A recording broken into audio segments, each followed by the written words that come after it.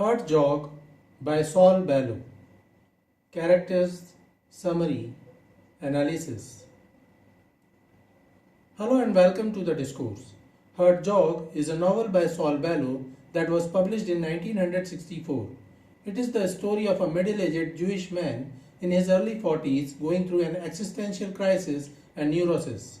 The novel incorporates several contrasting ideas such as nihilism and hope, despair and comic irony, and alienation and accommodation.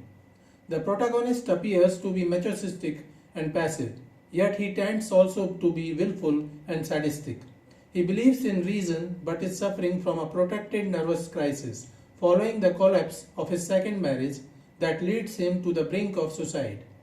The major theme of the novel is to suggest that people must survive by maintaining a painful awareness of this mixed human condition, that life is an attempt to maintain equilibrium between nihilism and hope, and that life involves the necessity of accepting fragmentation, flux, failure, suffering, irrationality, sexuality, decay, and death. The novel includes several letters that the protagonist writes. The letters are cranky, brilliant, poignant, and of course, they are never sent. He writes these letters to his friends, family members, and celebrities. In all these letters, he expresses disappointment either in the failings of others or their words, or apologizing for the way he has disappointed others. Herzog won the US National Book Award for Fiction for 1964, and in 2005, Time magazine named it one of the 100 best novels in the English language since Time's founding in 1923. The novel is written from the point of view of Moses Herzog, the protagonist. Characters of Herzog. Moses Elkanah Herzog is the protagonist of the novel. He is a 43-year-old American Jewish man going through an emotional crisis. He is an erudite intellectual. He writes letters to express his ideas though he never posts those letters.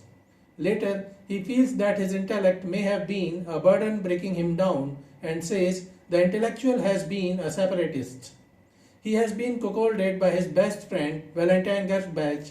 Both of his marriages have failed, and he has failed to achieve his intellectual quest to resolve the philosophical problems of romanticism.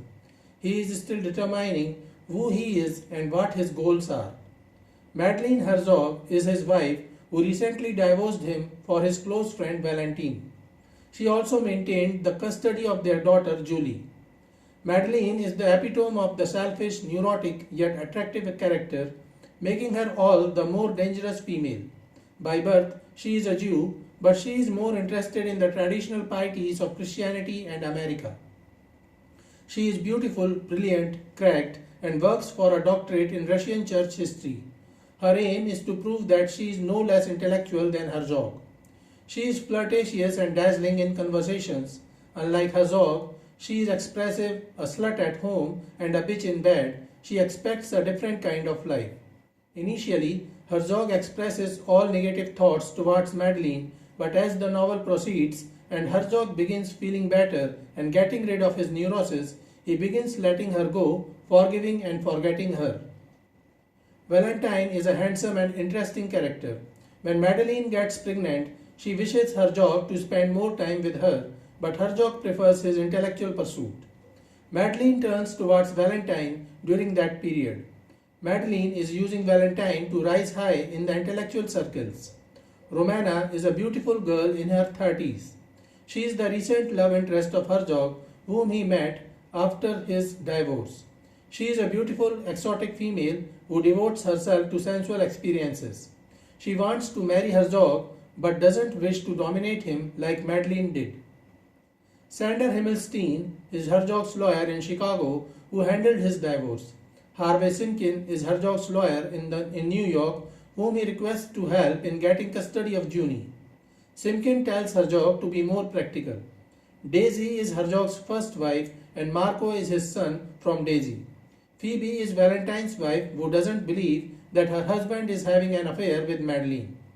William Herzog is Moses' younger brother. He is a successful, rational person who helps Herzog and offers bail to him when Moses meets an accident and is charged with possession of a loaded weapon. Geraldine Portnoy is a former student of Herzog who is recently babysitting Junie at Madeline's home. Summary of Herzog. Moses Herzog is wondering about his many failures. His personal life has collapsed and the world itself seems chaotic and mad. He wonders if life has any meaning. He is living alone in his apartment in Berkshire. He recently got divorced from his second wife, Madeline. He has two children. His first child, Marco, lives with his mother and Herzog's first wife, Daisy. His second child, Junie, is in the custody of Madeline, her mother, and Herzog's second wife, who recently divorced him and chose to live with Valentine Gushbach, one of Herzog's childhood friends and colleagues. After this debacle, Herzog pushed himself into a complex process of self-examination. He wonders who he is, what is real and what is unreal, and he has no answers to it. He feels he is suffering from neurosis. If I am out of my mind, it's all right with me, thought Moses Herzog. To clarify things, he begins writing letters that he never posts to anybody, sometimes on paper and other times only on his mind. He writes letters to people he knows, those he has never met, and individuals who died a long time before he was born. He writes letters to Dwight D. Eisenhower, Friedrich Nietzsche, his deceased mother, his intellectual opponents, and even God. In the letters, Moses argues about intellectual ideas held by individuals or about the things he has said or failed to say. Moses meets his recent girlfriend Romana, who insists that he needs rest and care and requests him to spend the night at her place, but he says that he needs to go to Martha's Vineyard in Massachusetts to visit a friend. During his travels, he continues to write letters. Just a few months ago, his wife Madeline was pregnant with his child. She insisted on moving to Chicago, and being a good husband, he couldn't say no. He spent his $20,000 inheritance on moving from the Berkshires to Chicago, and then she had left him for his friend, his ex-friend Valentine. When he reaches Martha's Vineyard, he retreats to the room prepared for him by his hosts. He finds no peace there. He leaves a note saying bye and returns to New York by plane, and back in his apartment, he begins writing letters once more. He continued writing letters the other day. In the afternoon, he gets a letter from Geraldine Portnoy, one of his former students living in Chicago. She informs Moses that when she was walking past Madeline's house, she noticed Valentine had left Junie locked in the car. This further disturbs Moses. He opts to go to Romana's place to have dinner with her and spends the night there. The next day, he consults his lawyer Harvey Simkin to discuss whether he can gain custody of his daughter, June, from Madeline. Harvey has prior meetings, but he agrees to offer time in the courthouse. Herzog goes to the courthouse and waits for Harvey. During this period, he witnesses several cases being discussed. He hears of a case of an unmarried couple accused of beating the woman's son to death. Herzog gets too disturbed and decides to go back to Chicago. He goes to his father's old house, which is now inhabited by his stepmother, and retrieves a pistol owned by his father. The gun has 2 bullets in it. He takes the pistol with the idea of killing Madeline and Valentine and running away with Junie. He visits Madeline's house and observes quietly. From the kitchen window, he sees that Madeline is washing dishes. He goes around to check the bathroom, and through the window he sees Valentine bathing Junie with so much patience and love. Herzog feels that his daughter is in no danger. He drops the idea of getting violent and decides to return. He realizes that he cannot murder anyone.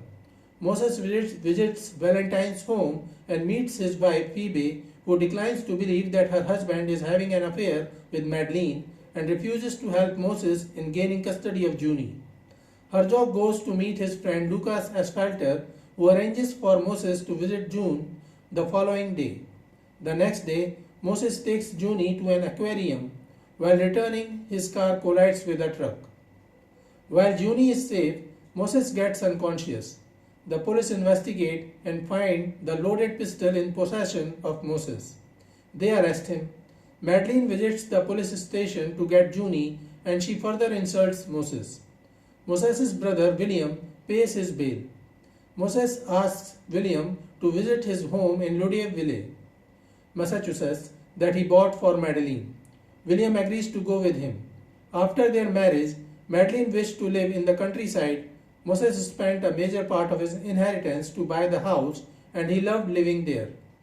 But Madeline got tired of living in the country and insisted that they should move to Chicago, and then she left him alone. The house has long been deserted.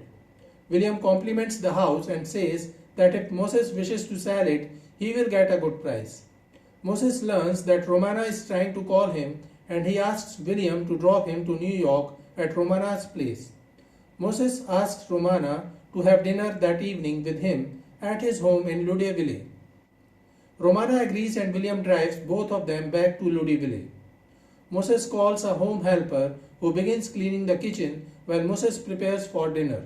He realizes that he feels no need to write any more letters. He begins feeling peace at his home and decides to stay at Louisville for some time. He also calls his first wife and asks her to send Marco to Louisville for a visit after his summer camp ends. He begins forgiving and forgetting Madeline. So this is it for today. We will continue to discuss the history of American English literature. Please stay connected with the discourse. Thanks and regards.